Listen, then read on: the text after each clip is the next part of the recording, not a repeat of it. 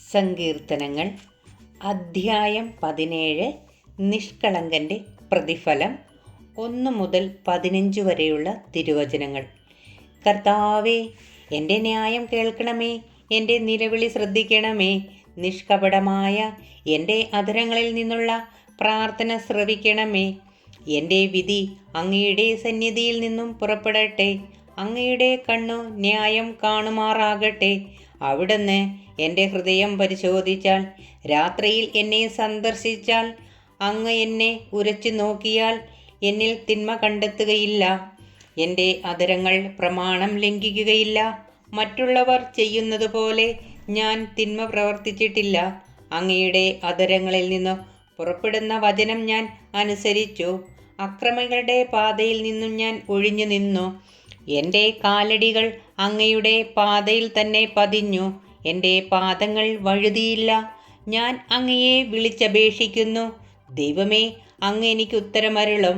അങ്ങ് ചെവി ചായിച്ച് എൻ്റെ വാക്കുകൾ ശ്രവിക്കണമേ.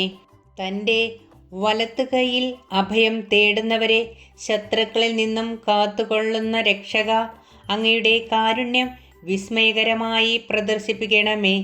കണ്ണിൻ്റെ കൃഷ്ണമണി പോലെ എന്നെ കാത്തുകൊള്ളണമേ. അങ്ങയുടെ ചിറകിൻ്റെ നിഴലിൽ എന്നെ മറച്ചു കൊള്ളണമേ. എന്നെ ഞെരുക്കുന്ന ദുഷ്ടരിൽ നിന്നും, എന്നെ വളഞ്ഞിരിക്കുന്ന കൊടും ശത്രുക്കളിൽ നിന്നും എന്നെ രക്ഷിക്കണമേ. അവരുടെ ഹൃദയത്തിൽ അനുകമ്പയില്ല. അവരുടെ അധരങ്ങൾ വൻപ് പറയുന്നു. അവർ എന്നെ അനുധാവനം ചെയ്യുന്നു. ഇതാ എന്നെ വളഞ്ഞു കഴിഞ്ഞു. എന്നെ നിലം പതിപ്പിക്കാൻ അവർ എൻ്റെ മേൽ കണ്ണു വച്ചിരിക്കുന്നു.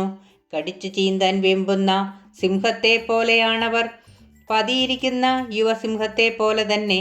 കർത്താവേ, എഴുന്നേറ്റ് അവരെ എതിർത്ത് തോൽപ്പിക്കണമേ.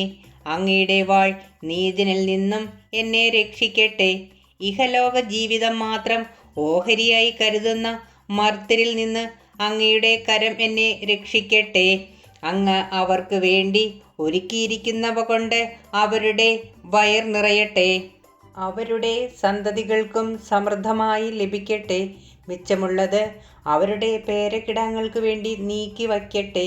നീതി നിമിത്തം ഞാൻ അങ്ങയുടെ മുഖം ദർശിക്കും. ഉണരുമ്പോൾ ഞാൻ അങ്ങയുടെ രൂപം കണ്ട് തൃപ്തിയടയും. കർത്താവിൻ്റെ വചനം. നമ്മുടെ കർത്താവായ മിശിഹായ്ക്ക് സ്തുതി.